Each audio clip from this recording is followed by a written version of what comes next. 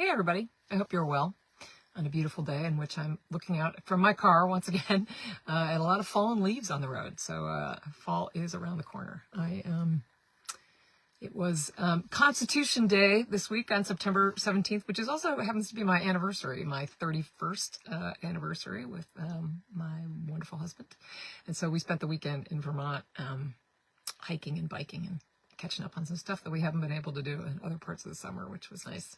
But it also reminded me that because they're a little ahead in the weather, and so fall is right around the corner. Of course, that means that in our neck of the woods we have loads of leaf peepers, but also lots of fun fall events coming up, and I'll make sure to include those in the newsletter. What's also happening is lots of meetings. I spent the day in Hartford yesterday having a day packed with 20 to 30-minute meetings, some in person, some on Zoom, both about local issues, but also about the upcoming special session, which we expect to happen in October, and the regular session, which starts in the new year, of course.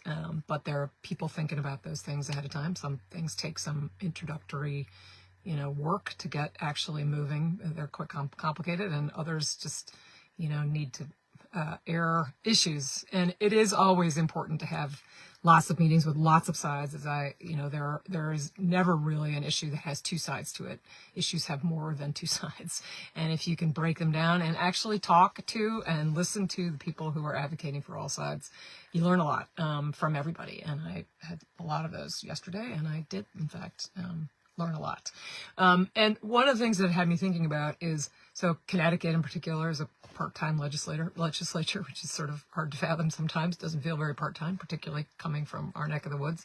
But what that means, among other things, is that we are all bringing lots of different experiences to the job.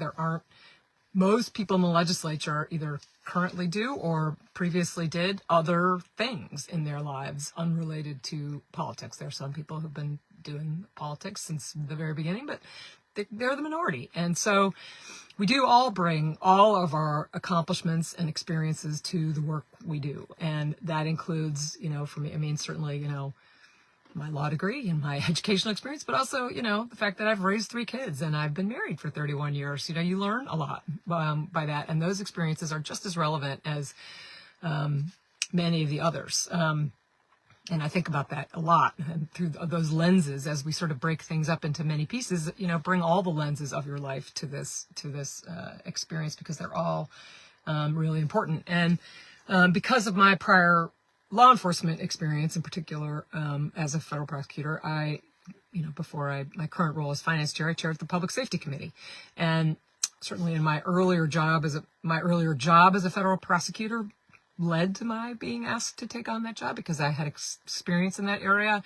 I worked with many people in law enforcement when I was working for the federal government, and including a lot of task force work that included both local, state, and federal resources, and have a lot of deep relationships and respect for the law enforcement agents that do that work, sometimes at great personal danger to themselves, a great personal risk to them and their families. And I have looked back on some of the cases that I did, and the ones in particular that made the biggest impact on the communities that they serve were ones that, where those agents had built up relationships in those communities and cared about, repairing the fabric of those communities, and they really did leave an impact. And having those relationships is not only important to the community, but it also really made for great investigations, because if you have sources within the community, you know what's happening, and people trust you and tell you things, and it enables you to do really, really, really important but dangerous work. And one of the things I have been thinking about more in the news these days is the fact that sort of when we had big takedowns, we, the prosecutors, never went to the takedowns. In the really big cases, we would sometimes go to FBI headquarters and, be in like a war room where we would, be in contact with lots of people to make sure we had, kind of tabs on what was going on. But we didn't go to actual takedowns. Those are dangerous. Law enforcement agents, who are the ones carrying weapons, are trained to handle those situations. They are not photo ops. And so I have been exercised to see some federal officials deciding that these are great opportunities to go and bring their press corps and take some pictures at those occasions, because that is not the way we handled things when back in my day. So I just noticed that, in particular because we also had an announcement this week about from the Judicial Department, who has been thinking about the use of masks, so in by law enforcement agents, and as I was talking about, developing relationships in the community and resources and intelligence, you don't do that wearing a mask. You do that by being a known commodity and being understood and trusted specifically by the people in that community, which is why the masks also stick in my craw a little bit, given my experience.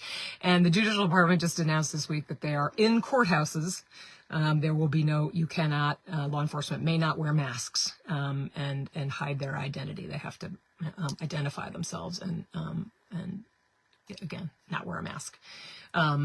And that arrests, of course, have to be judicially authorized, which is appropriate in a courthouse. So glad to see them taking that action, as we have a lot of conversations about what else we as a state might be able to do about that.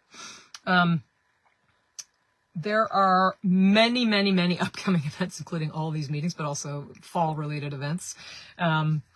Fun events. I just wanted to flag a few of them. I'll put them in the newsletter so that you can read them probably more easily. But there's a Litchfield County Firefighter Cancer Screening event on Saturday, which I look forward to attending. We've tried some new approaches to funding cancer resources for firefighters, and so I look forward to being at that. Lots of opportunities to meet and greet municipal candidates, because the municipal elections are coming up in November, and please make a plan to vote and make it, get out to one of those Meet the Candidates event. And if you don't, you can look, find resources in your town to discover who has volunteered to put themselves up for service in a local role. I will also be at the Salisbury Sharon Transfer Station on Thursday. This next Thursday at 11 to talk about what they're doing. There are a lot of us who are coming in that day. Attorney General Tong will be in Sharon on Saturday. I'll provide details about that. And couple really important events. One, the Litchfield County Housing Summit. A lot of conversation about housing at the moment because, as you all know, the governor vetoed our kind of big picture bill. And we've had a lot of conversations, and that was one of the things I was talking about in Hartford yesterday. We do expect, we have a new draft of that bill, and we expect it to be quite strong, and that we will, it will be up for a conversation and a vote in special session. So look forward to that housing summit on September 29th. And then I am scheduling a community conversation, kind of town hall, with Eric Russell, the state treasurer, who is a fantastic talented, qualified person of integrity who I have a lot of respect for. And he and I will be at Salisbury Town Hall on October 14th to have a conversation about focusing on fiscal issues, of course, because that's what we both focus on, but maybe a wider ranging conversation as well. So I hope you can join me there, and I hope you have a great weekend.